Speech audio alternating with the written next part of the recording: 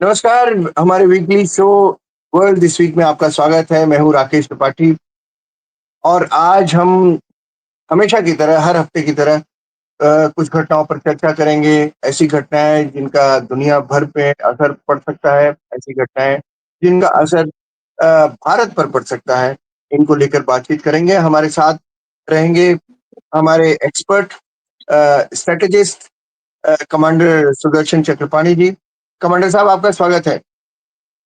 नमस्कार राकेश जी। मैं आप सबको और आपके जरिए सभी श्रोताओं को जय हिंद, जय भारत।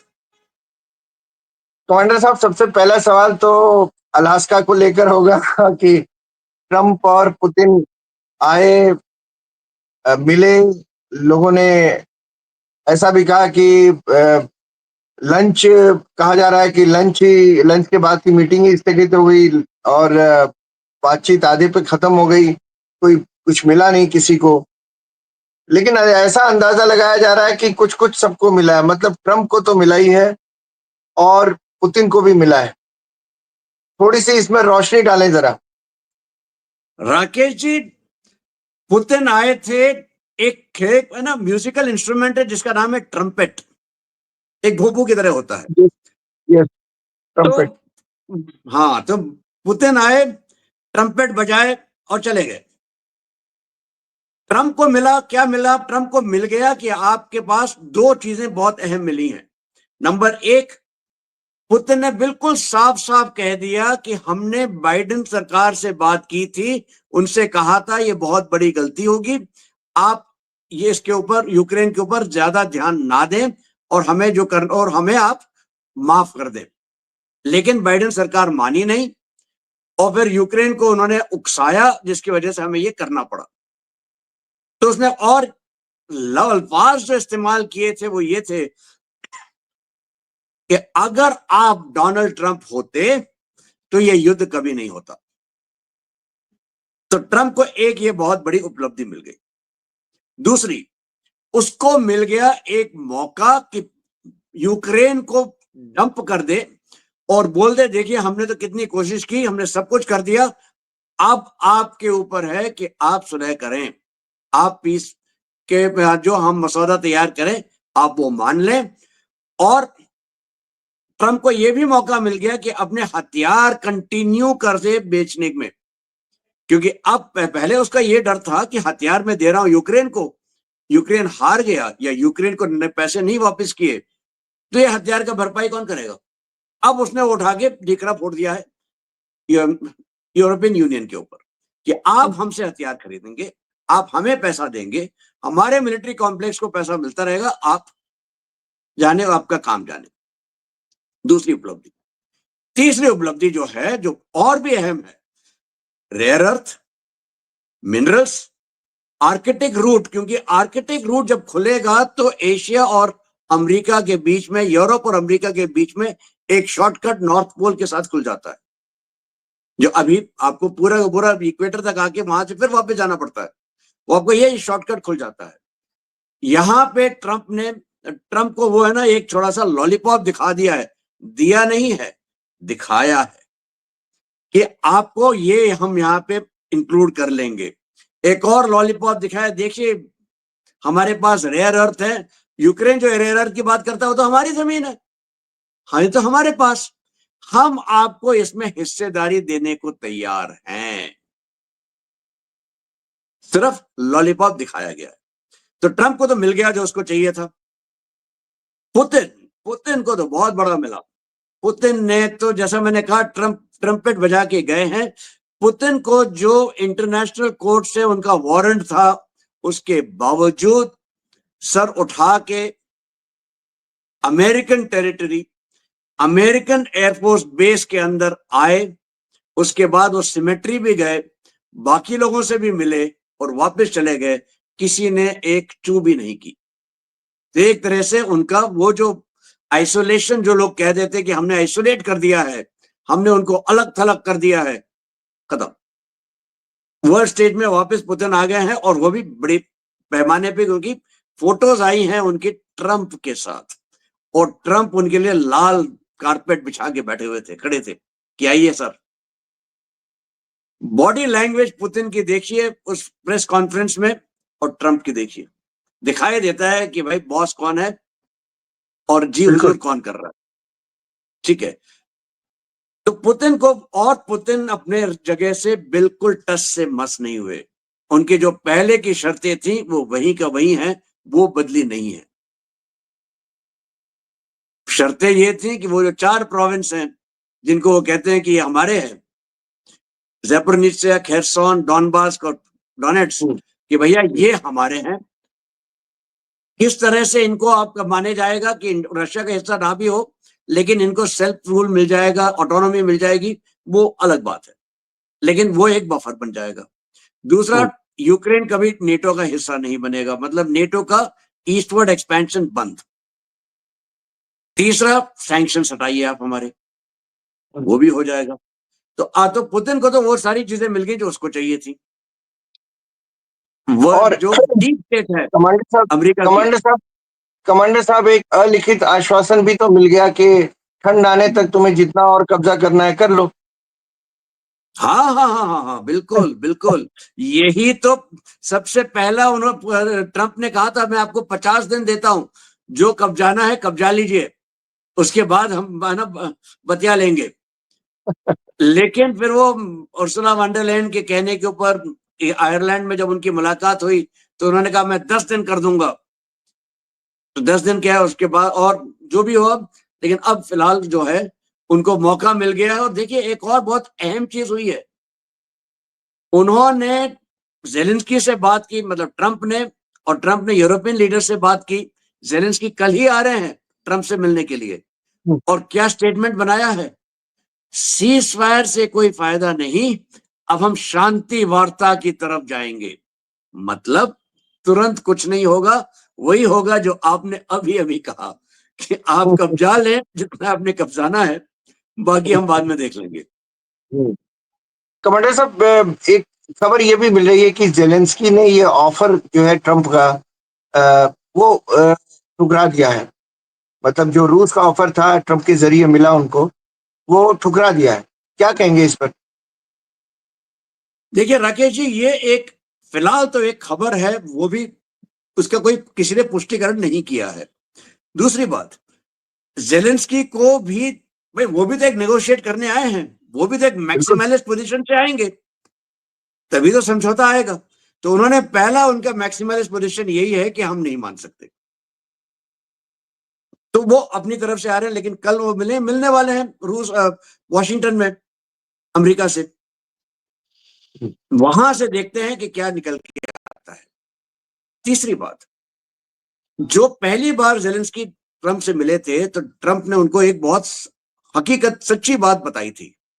उन्होंने ये कहा था कि सर आपके पास पत्ते क्या हैं, आपके पास पत्ते कौन से हैं, आप क्या खेल सकते हैं, आप क्या है आपके पास जो आप किसी को दे सकते हैं। एक तरह से जेलेंस्की के पास क्या है, उसके पास ना ना हथियार हैं, ना वो मसौदे हैं जिससे वो युद्ध जीत सकते हैं।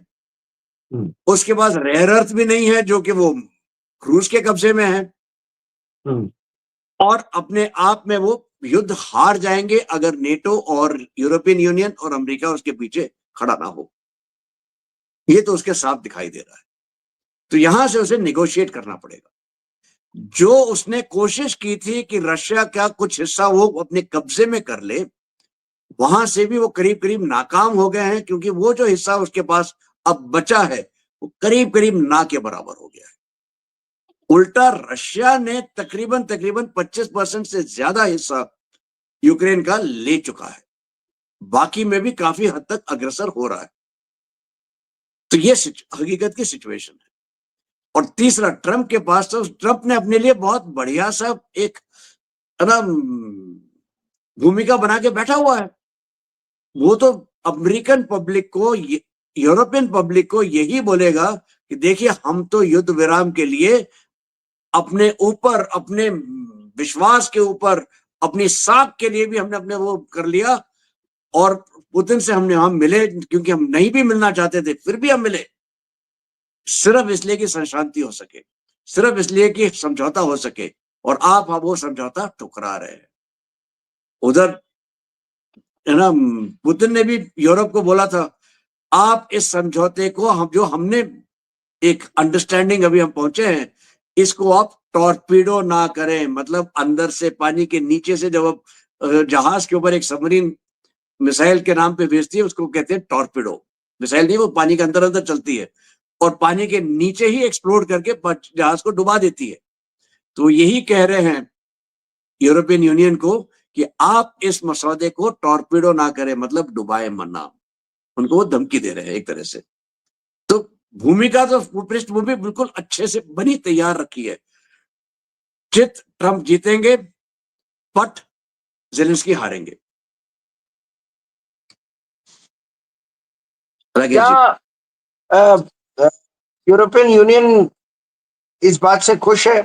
मुझे तो नहीं लगता यूरोपियन यूनियन खुश होगा, क्योंकि यूरोपियन यूनियन तो कह रहा है कि सिक्योरिटी की भी गारंटी मिले, कि अगर मतलब हमला होता है तो पूरा सब लोग नाटो जितने देश हैं मिलके रोकेंगे, हमला करेंगे। ये सब कैसे होगा कमांडर साहब? यूरोपीय देश तो सबसे ज्यादा नाखुश हैं। क्यों? क्योंकि देखिए, एक तो ट्रंप ने दूध में से मक्खी की तरह जेलेंस्की को अलग कर दिया, उसी तरह से यूरोपियन देश को अलग कर दिया। यूरोपियन देश के साथ जो भी उसने अंडरस्टैंडिंग की है ट्रेड डील, ट्रेड के नाम पे, कि यूरोप अमेरिका से 600 बिलियन के एनर्जी खरीदेगा, यूरोप अमेरिका से हथियार खरीदेगा। यूरोप को क्या मिलेगा भाई? यूरोप को एक पांचवें हिस्से में, मतलब 1/5वें हिस्से में एनर्जी मिलती है रशिया से। वो कब खरीदेगा? बहुत महंगी एनर्जी तो यूरोप को मिलेगी। बेरोजगारी, यूरोप को मिलेगी महंगाई, यूरोप को तो ये मिल रहा है। यूरोप को मिलेगा एक तरह से डिस्टेबलाइजेशन, क्योंकि उनके पास वो क्षमता नहीं होगी कि इतनी महंगाई और बेरोजगारी हैंडल कर सके। तो रिस्पेक्टिव देशों में जरा सी, है ना, अनबन रहेगी, लोग नाराज होंगे। उसके साथ साथ यूरोप को यूक्रेन को भी संभालना है, और यूरोप को बस ये मिल जाएगा कि हाँ साहब, अगर रशिया ने आपके ऊपर अटैक किया तो हम आपको प्रोटेक्ट करेंगे। ये अमेरिका की तरफ से रहेगा, जो नेटो के साथ है। यूरोपियन देश अब बात कर रहे हैं कि देखिए, अगर यूक्रेन नेटो में नहीं आएगा, कि नेटो के बराबर अगर आता तो प्रोटेक्शन उसको मिलना चाहिए। लेकिन वो यूरोपियन देश ये भी भूल रहे हैं कि मिन्स्क समझौते के बाद यूरोप जो बातें मानी गई थी वो तो आपने पूरी नहीं की, इसीलिए तो ये युद्ध हो रहा है। अगर पूरी हो गई होती तो वो नहीं होती। तो अब जो है, यूरोपियन देश तो नाराज हैं, लेकिन उनके पास विकल्प क्या है? उनके पास कोई चारा नहीं है, मानना पड़ेगा। मैं मुझे याद आता है, मैं ये यूक्रेन की स्थिति देखता हूँ तो मुझे याद आता है वर्ल्ड वॉर 1 की बात, जब जर्मनी को इतना अपमानित किया गया था वर्साई की संधि के साथ, कि उनके लोगों में तब जाके हिटलर पैदा हुआ था। और वर्ल्ड वॉर 2 में फिर क्या हुआ आपने देखा। तो are we cornering Ukraine to the wall? एक तरह से आप सही कह रहे हैं, लेकिन एक छोटा सा फर्क है यहां पे। फर्क यह है कि यूक्रेन और रशिया उसी ऑर्थोडॉक्स चर्च का हिस्सा है। यूक्रेनियन और रशियंस करीब करीब एक से हैं। और यूक्रेन, जो आज का यूक्रेन है, अगर आप पूरा मान लेते हैं तो इसमें कम से मोटा मोटी तौर पे 30 से 35% रशियन है। हम्म, तो और दूसरी अहम बात यह है कि रशिया ने इस पूरे के पूरे युद्ध के दौरान यूक्रेन के जो एनर्जी है, यूक्रेन के जो इंपॉर्टेंट इंफ्रास्ट्रक्चर था, पहले 1.5 साल में बिल्कुल अटैक नहीं किया। वो अटैक अभी शुरू हुए जब यूक्रेन ने रशिया के ऊपर बहुत भीषण अटैक करने शुरू कर दिए, खास करके जब उसने मुर्मांस्क वाले एयरबेस के ऊपर हमला किया, या फिर अभी हाल ही में उसने एक उनके ऑयल रिजर्व्स के ऊपर सोची में किया। तो जब ये सब करने लगा तभी रशिया ने उल्टा जोर से मारना शुरू किया, वरना रशिया डैमेज ले रहा था लेकिन दे नहीं रहा था इतना ज्यादा। तो मुझे नहीं लगता उतना ज्यादा असर पड़ेगा। चिंता की विषय यह है कि अगर यूरोप अपने आप को रीआर्म करेगा, जैसे फर्स्ट वर्ल्ड वॉर के बाद देखिए रीआर्मिंग में आपने जर्मनी को पीछे आपने दबा दिया था, और जब जर्मनी ने अपने आप को अपना रीआर्म करना शुरू किया, मतलब अपने हथियार शुरू किए, फिर आज जाके बना है सेकेंड वर्ल्ड वॉर। यहां पे अगर इस तरह से कुछ होता है, क्योंकि 5% आपने बढ़ा रहे हैं, हर देश को कह रहे हैं कि आप 5% खर्च करें डिफेंस के ऊपर, तो क्या आप एक तरह से यूरोप को रीआर्म कर रहे हैं वहां? क्योंकि दोनों विश्व युद्ध जो हैं शुरू तो यूरोप में ही हुए थे। अच्छा कमांडर साहब, एक बात ये जानना चाह रहा था मैं कि ये तो हम सब जानते हैं कि यूक्रेन को एक सीज फायर की जरूरत है। कहाँ रशिया, कहाँ यूक्रेन, एक सीज फायर की जरूरत है, पुनर्निर्माण की जरूरत है, बहुत कुछ उनका तहस नहस हो गया है। क्या रूस को भी एक सीज फायर की जरूरत है? राकेश जी बिल्कुल है। अभी फिलहाल देखिए रशिया की इकोनॉमी बढ़ रही है क्योंकि ये वॉर टाइम इकोनॉमी है। इनका जीडीपी बढ़ रहा है क्योंकि वो वेपन्स ना बना रहे जा रहे हैं धड़ाधड़ धड़ाधड़, और उनकी वेपन्स बनाने की जो क्षमता है, हथियार बनाने की, गोला बारूद बनाने की क्षमता, वो पूरे यूरोप से 6 गुना तकरीबन तकरीबन ज्यादा है। तो ये तो वॉर टाइम इकोनॉमी है। लेकिन हकीकत में क्या हो रहा है? हकीकत में ये भी हो रहा है कि उनका इंफ्रास्ट्रक्चर डिस्ट्रॉय हो रहा है। उनके तेल के जो रिफाइनरीज हैं वहां पे भी अटैक हो रहे हैं, उनके हवाई जहाज भी डिस्ट्रॉय हो रहे हैं। उनकी जो बाकी इकोनॉमी है जो बढ़ सकती थी, अभी फिलहाल रुकी हुई है तेल, सोना, मिनरल्स, फर्टिलाइजर, इनके ऊपर। लेकिन क्या यही चीजें हैं जो अमेरिका, जो रशिया बेच सकता है? बिल्कुल नहीं। लेकिन फिलहाल इन्हीं चीजों पे सीमित रह गई है। ये मत भूलिए, एक टाइम ऐसा था कि रशियन वीट पूरे विश्व में जाता था, अब नहीं जा रहा है। तो यहां पे भी रशियन इकोनॉमी को तो बट्टा का तो बट्टा थोड़ा हद तक बैठा है। रशिया अपने है ना सैनिक खो रहा है, उनको अपने जो गांव है बॉर्डर के आसपास उनको रीबिल्ड करना है, अपनी इकोनॉमी रीबिल्ड करनी है। इस सब के लिए भी रशिया को सीज फायर चाहिए है। लेकिन रशिया के पास फायदा की अच्छी बात यह है कि वो बहुत बड़ा देश है। 11 टाइम जोन्स हैं रशिया के अंदर। एक एंड से लेके दूसरे एंड तक आप जाते हैं, तकरीबन तकरीबन विश्व का पूरा एक चक्कर कट जाता है, आधे के आसपास एक्चुअली। तो नेचुरली जो है रशिया बहुत बड़ा है, इसके पास भंडार भयंकर है, बहुत ज्यादा भंडार है, लेकिन आदमी बहुत कम है। ये उसकी समस्या है। और इसके लिए उसको जो है, अगर उसको सीज फायर मिल जाता है तो अपनी इकोनॉमी वापस रीबिल्ड करेगा। मदद मिलने की जरूरत पड़ेगी, पर तभी तो हमारा फायदा होगा। हम भी तो चाहते हैं कि सीज फायर हो जाए। ये तो ठीक है सर, लेकिन आज मॉडर्न डे में पुराने जमाने का, आज से 60-70 साल पहले का, 80 साल पहले का जो जमाना था, उसमें युद्ध दूसरी तरह से लड़े जाते थे, मानसिकता जनता की दूसरी होती थी। आज जो युद्ध लड़े जा रहे हैं और मानसिकता लोगों की जैसी है, वो बिल्कुल डिफरेंट है। क्या 4-5 इलाके जो रूस जिन पर दावा करता है, जिस पर उसका कब्जा है, वो कहता है कि ये वो छोड़ दे यूक्रेन, तो फिर समझौता हो सकता है? क्या ये आज के समय में संभव है? मैं मान लेता हूं कि चलो 30%, 35% जनता रशियन लैंग्वेज बोलती है, समझती है। क्या ऐसा, मतलब इतना बड़ा इलाका अचानक दे देना, ले लेना, किसी कंट्री के लिए दे देना भी तो बहुत मुश्किल होगा। एज अ लीडर, अगर आप जेलेंस्की की बात करें, तो वो क्या मुंह दिखाएगा अपने लोगों को कि यही करना था, अगर तो शुरू में ही कर लिया होता, फिर इतनी तहस नहस क्यों करवाया अपने देश को?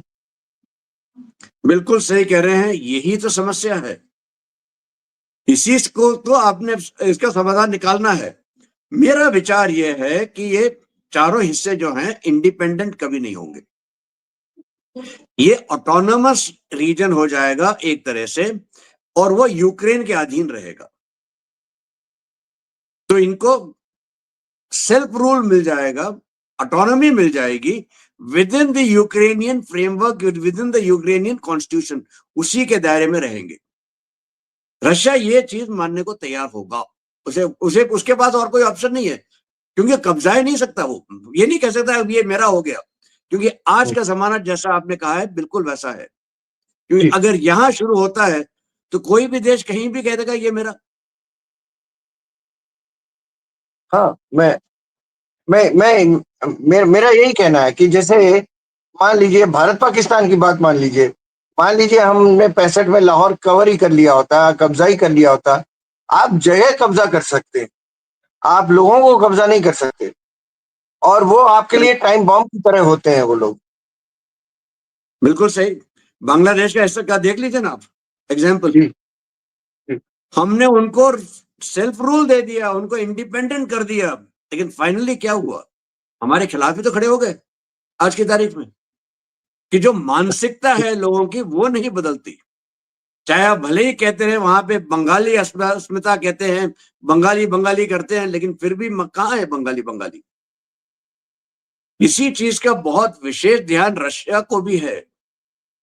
पुतिन कल तो पैदा नहीं हुए थे, वो तो बहुत पहुंचे हुए खिलाड़ी हैं।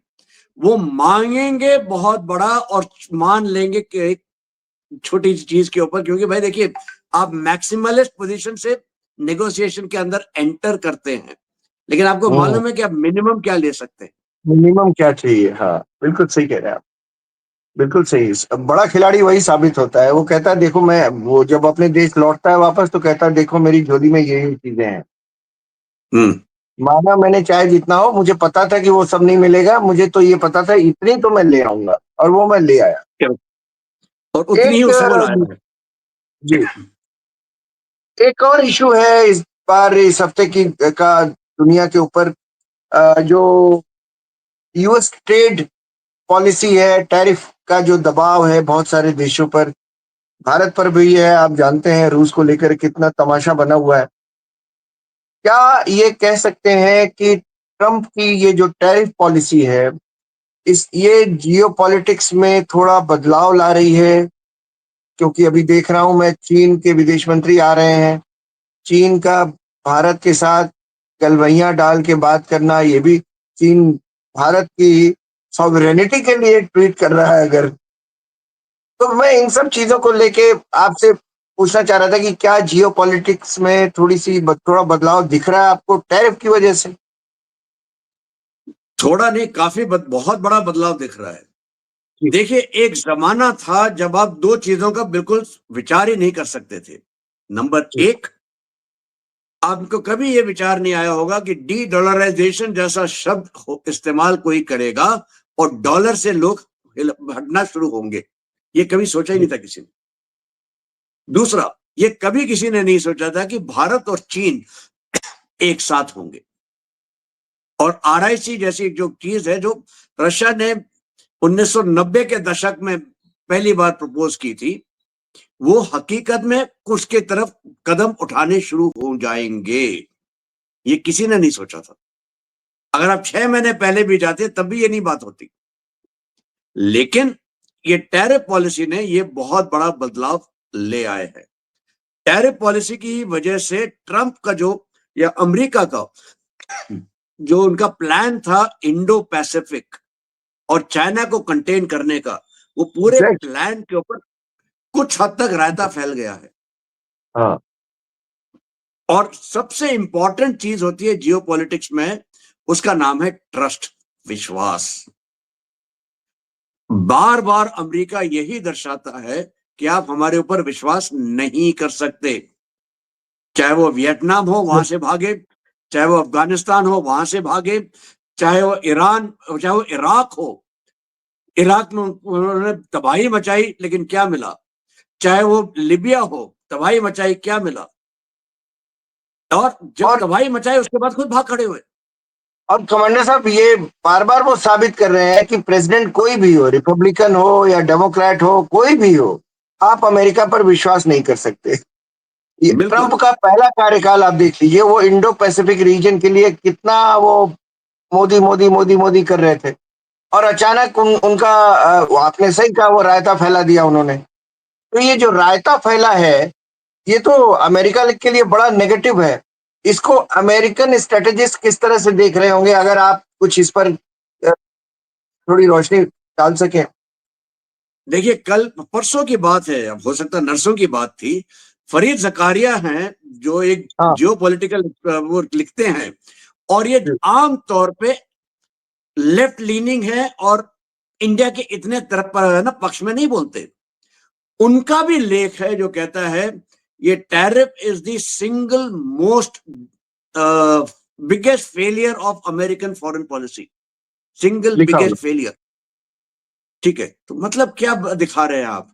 हर बंदा जो अमेरिका में जिसके अंदर हल्का सा भी दिमाग है वो यही कहता है कि भैया आपने अपने अपने जो सबसे अच्छा आपका मित्र था, एक ऐसा देश अमेरिका का देखिए, अगर आप किसी भी देश में जाते हैं, पाकिस्तान में तो अमेरिका के खिलाफ पूरी जनता है, 90% लोग पाकिस्तान अमेरिका के खिलाफ है।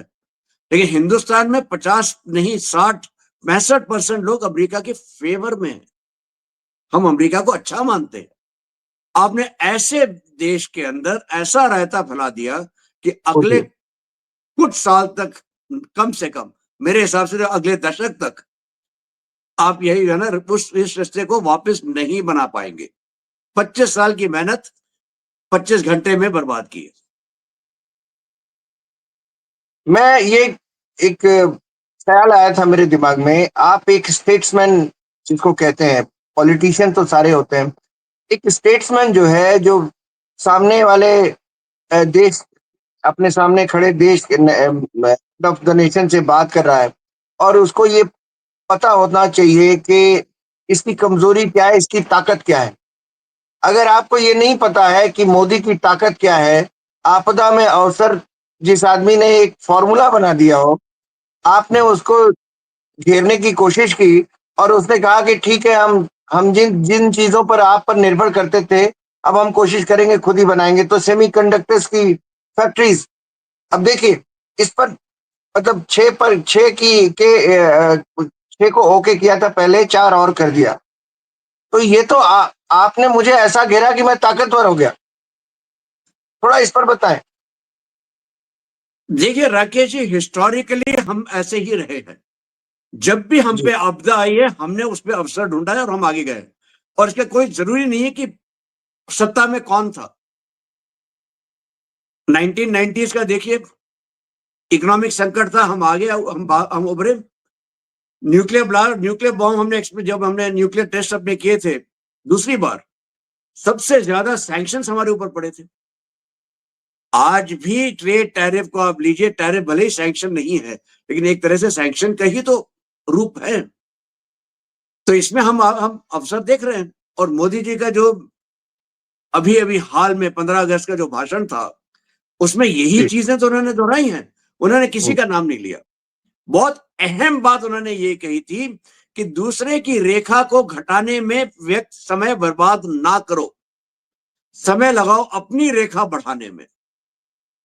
साफ तो, इशारा था कि हमें आपसे कुछ नहीं लेना। तो कमांडर साहब, ऐसा तो नहीं है कि वो उनको पॉलिसी समझा रहे हो ट्रंप को कि यार खुद बड़े हो ना, मुझे छोटा क्यों कर रहे हो। बिल्कुल बिल्कुल, यही तो है। ट्रंप को यही बोल रहे थे जैसे हम लोग यूपी में कहते हैं, चौबे जी छब्बे बनने गए दुबे रह गए। डूबे बन के आ गए। बिल्कुल। ठीक है, देखिए क्या क्या उन्होंने जो साफ साफ बड़ी बड़ी चीजें बताई उन्होंने। एक उन्होंने बोला था कि आत्मनिर्भरता स्वदेशी के ऊपर ध्यान दीजिए, वो चीजें खरीदिए जिसमें हिंदुस्तानी का पसीना बहा हो। ये कहा हमारे दुकानों में पूर्णतम स्वदेशी दुकान क्यों नहीं लिखी जा सकती, जहां पे हम सिर्फ स्वदेशी चीज बेचेंगे। तीसरी बात, उन्होंने टेक्नोलॉजी के ऊपर बहुत ध्यान दिया। उन्होंने कहा एरो इंजन हम क्यों नहीं बना सकते। मैं अपने साइंटिस्ट को, अपने युवा को आह्वान करता हूं कि आप एरो इंजन बनाइए। आह्वान करता हूं कि आप हमारे लिए एक ऑपरेटिंग सिस्टम जो आपके लैपटॉप्स में, कंप्यूटर्स में और मोबाइल फोन्स में चले। एक है भरोसे नाम का सिस्टम है, वो जो हमने किया हुआ है, लेकिन वो उस लेवल पे नहीं पहुंचा है। लेकिन आह्वान किया, उन्होंने कहा डेटा सेंटर हिंदुस्तान में बनाइए, क्योंकि डेटा ही अगला तेल होगा, बहुत अहमियत रखेगा डेटा। देखा डेटा सेंटर यहां बनाइए, सेमीकंडक्टर्स, रेयर अर्थ और सेमीकंडक्टर की तो बात आपने की है राकेश जी। 6 के अप्रूवल हो गया है, पहला हिंदुस्तानी मेड इन इंडिया सेमीकंडक्टर दिसंबर की बात कही है, मेरे हिसाब से अक्टूबर तक आ जाएगा मार्केट में। ये है 28 मिलियन नैनोमीटर का सेमीकंडक्टर की चिप। ये स्टैंडर्ड सेमीकंडक्टर चिप है, बहुत ज्यादा इस्तेमाल होती है, हर जगह यही इस्तेमाल होती है। लेकिन 3 नैनोमीटर की भी डिजाइन चिप हम लोग बनाने में अग्रसर हो चुके हैं। ये top of the line chip है। नॉन फैब्रिकेशन वाला हिस्सा जो सेमीकंडक्टर का है, मतलब फैब्रिकेट हम नहीं कर रहे हैं, लेकिन उसको चलाने के लिए सॉफ्टवेयर लिखा जाता है, उसके लिए सॉफ्टवेयर एम्बेड होता है चिप के अंदर, उसके लिए बहुत सी और चीज डिजाइनिंग होती है उसकी। इसमें हिंदुस्तान जानी मानी ताकत है। 20% से ज्यादा लोग नॉन फैब में जो हैं वो हिंदुस्तानी है।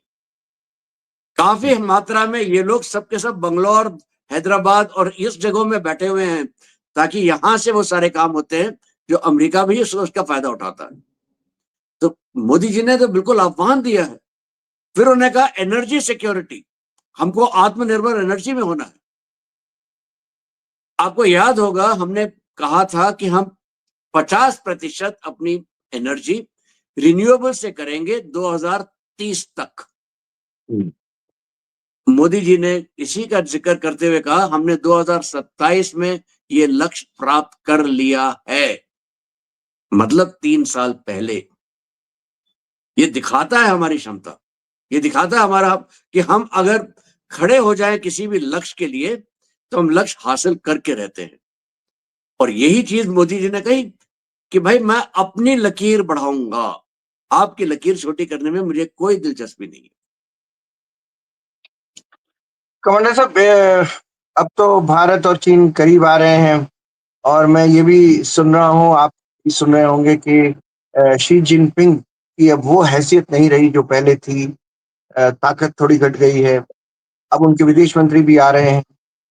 तो फिर से ये हो सकता है दिवा स्वप्न जैसा लगे, डे ड्रीमिंग जैसा लगे कि भारत चीन चीनी भाई भाई हम दोस्त हो रहे हैं। लेकिन एक सवाल इनके बीच में ये है कि हमें पूर्व के अपने अनुभवों को देखते हुए इस दोस्ती पर क्या-क्या ध्यान देना चाहिए? मतलब अलर्ट किन बातों से रहना चाहिए और क्या करना चाहिए, आपकी राय में सर? राकेश जी आपने बिल्कुल सही कहा। चीन ऐसा देश है जिसके ऊपर विश्वास नहीं किया जा सकता। हम लोग बहुत पहले ये कहा करते थे कि अगर आपको रास्ते में एक चीनी मिल जाए और एक सांप मिल जाए तो आप क्या करेंगे?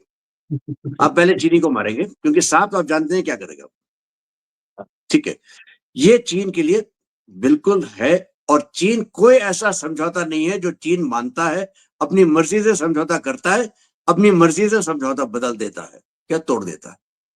तो हमको तो ये इसके साथ बिल्कुल साफ साफ तैयार होना चाहिए। ये मत भूलिए कई सालों से, कई दशकों से हमारा बॉर्डर मैनेजमेंट के ऊपर समझौते हुए थे चीन के साथ। इसीलिए हमारे जो सैनिक थे जब पेट्रोल जाते थे हथियार लेके नहीं जाते थे। चीन ने क्या किया, लाठी डंडों में बाड़ वायर लगा के ना कीले लगा के उससे मारने की कोशिश की। मतलब कहा कि देखिए हम हथियार नहीं लेके जा रहे हैं, लेकिन ये तो हथियार नहीं है। ठीक है, तो हमारे पास तो बिल्कुल साफ है बैकग्राउंड हिस्ट्री। आपको याद होगा हम लोग बात कर रहे थे और हमने कहा था कि साहब देखिए जियो पॉलिटिक्स में विश्वास, ट्रस्ट की एक बहुत बड़ी भूमिका होती है। सबसे बड़ी भूमिका ट्रस्ट की ही होती है। बाकी सब तो भाई सिचुएशन है तो हम आपके दोस्त हैं, वरना फिर हम अलग अलग हो जाएंगे। वो अपनी जगह पे वो हो जाता ट्रांजैक्शनल। हम फिलहाल चीन के साथ ट्रांजैक्शनल ही रहेंगे। हम चीन के साथ ऐसी कोई चीज नहीं करेंगे जिससे हमारा नुकसान हो। और देखिए किस तरह से फूंक फूंक के कदम रखे जा रहे हैं। हमने अभी तक जो एप्स बैन किए थे वो वापस नहीं किया। अभी बात करनी शुरू की है कई सालों बाद कि हम डायरेक्ट फ्लाइट करेंगे। बात करनी शुरू की है कि हम वीसा करेंगे। बातें शुरू हुई है, लेकिन फिर भी मान के चलिए एक सबसे बड़ी प्रॉब्लम है हमारी चीन के साथ, सबसे बड़ी प्रॉब्लम वो है बॉर्डर की। अगर किसी कारण से, अगर किसी भाई दिव्य ताकतों का है ना संतुलन हो जाए, उनके ये हो जाए, महादेव की कृपा हो जाए और चीन मान ले कि साहब हम बॉर्डर डिस्प्यूट मान लेते हैं, क्यों सॉल्व कर लेते हैं, हो सकता है एक तरह से गिव एंड टेक हो, ये मेरा अपना मानना है। ये भारत सरकार ने कुछ नहीं कहा है इसके बारे में कि देखिए अरुणाचल में आपका कोई क्लेम नहीं है, अरुणाचल हमारा, चीन मान ले। बट अक्साई चिन, अक्साई चिन में चीन ने एक रोड बनाई है, रोड तो वो छोड़ेगा नहीं। अगर हम ये मान लेते हैं कि भाई रोड आपकी, लेकिन बाकी अक्साई चिन आप हमको दे दीजिए, रोड तक आपका हिस्सा, और हम ये गिव एंड टेक में मान लें और सियाचिन वायचिन आप छोड़ दीजिए, उसमें तरफ ध्यान भी मत दीजिए, तो ये हो सकता है एक मसौदा हो जाए। अगर ये होता है तो संभावनाएं खुल जाएंगी कि आगे चल के आपका जो चीन के साथ एक तरह से सुलह तो नहीं कहूंगा, लेकिन कोऑपरेटिव एग्जिस्टेंस पे हम आ जाएंगे कि हम एग्जिस्ट कर लेंगे एक दूसरे के साथ। ये जो दोस्ती है फिर से जो हो रही है, इसमें रूस की भी कोई पार्टिसिपेशन उनका हो सकता है? क्योंकि आरआईसी की बात तो होती ही रही है, और ट्रंप को चिढ़ भी इस बात से है कि ब्रिक्स में भी तीनों देश हैं, तो चिढ़ भी है उनको इस बात से। तो क्या रूस का भी अगर कोई सपोर्ट रहेगा इसमें तो बेहतर साबित होगा? रूस का तो सपोर्ट है। देखिए आरआईसी की बात शुरू भी हुई थी रूस से, और पिछले कुछ महीनों में और ज्यादा हुई है, खास करके सर्गेई लावरोव की वजह से, कि लावरोव कई बार उन्होंने इसके बारे में बोला है कि आरआईसी होना चाहिए। आरआईसी के बहुत जो सबसे ज्यादा एक तरह से आप मान लीजिए सपोर्टर है वो लावरोव है और रशिया है, क्योंकि रशिया को तुरंत इसमें एडवांटेज दिखता है। हमारे लिए ये हमेशा रहा कि हम नहीं मानेंगे, लेकिन ट्रंप की वजह से इसकी तरफ हमने सोचना शुरू किया है, सोचना शुरू किया कुछ नहीं होता। ठीक है, अभी भी मौका है, अभी भी समय है कि अगर ट्रंप, देखिए ट्रंप की एक कोशिश है किसी ना किसी तरह से रूस को अपनी ओर खींच ले ताकि रशिया और चाइना का जो कनेक्शन है वो तोड़ा जा सके। उसके लिए भी ट्रंप को हिंदुस्तान की जरूरत है, क्योंकि हिंदुस्तान की ही बात पुतिन सबसे ज्यादा मानते हैं। बाकी हजारों कारण हो सकते हैं, लेकिन हिंदुस्तान के ऊपर जो ज्यादा टैरिफ लगे हैं, एक कारण ये भी है कि उनको लगता है कि अगर हिंदुस्तान के ऊपर हम ज्यादा कुछ करेंगे तो रूस हिंदुस्तान की मदद करने के लिए हमारी थोड़ी बहुत बात मान ले। हमारी समस्या ये है कि हम चीन में किससे बात करें। अभी तक तो ये था कि शी जिनपिंग थे, वो सब चीज के बॉस थे, जनरल सेक्रेटरी थे पार्टी के, सेंट्रल मिलिट्री कमीशन के बॉस थे, प्रेसिडेंट भी थे। तो जो सारी चीजें हैं, सारा जो पावर है वो एक आदमी के पास था, शी जिनपिंग। लेकिन अब वो उतनी सच्ची बात रही नहीं। आपको याद होगा हो जिनटाओ को कुछ 1.5 साल पहले एक मीटिंग से जबरदस्ती निकाल दिया गया था। हो जिनटाओ वापस आ गए इन द रेकनिंग। उनके जो नुमाइंदे हैं वह है वैन यूइंग। वैंग यूहिंग जो है वो एक तरह से शी जिनपिंग की पदवी के दावेदार के रूप में साबित हो रहे हैं। लेकिन वैन यूइंग चाहते हैं कि मैं भी शी जिनपिंग की तरह तीनों चीजें जो है मेरे अंदर हूं, जो कोई देने को तैयार नहीं है। दूसरे वहां पे हैं जैंगुशिया। जैंगुशिया जो है वो शी जिनपिंग के बहुत अच्छे मित्र हुआ करते थे। ये दोनों प्रिंसलिंग हैं, और इन दोनों के पिताजियों के खिलाफ माओ ने जरा बहुत किया था, और इनको अपने पार्टी में पावर स्ट्रगल्स में ये अलग कर दिए गए थे। तो जैंगुशिया और शी जिनपिंग करीब करीब एक साथ वो चले हैं, उनको एक उसी तरह की उन्हें समस्याएं रही हैं। जैंगुशिया अब उन्होंने जो है उन्होंने सेंट्रल मिलिट्री कमीशन की नेतृत्व ले ली है, और उन्होंने साफ कह दिया कि सीएमसी के जो लीडरशिप है,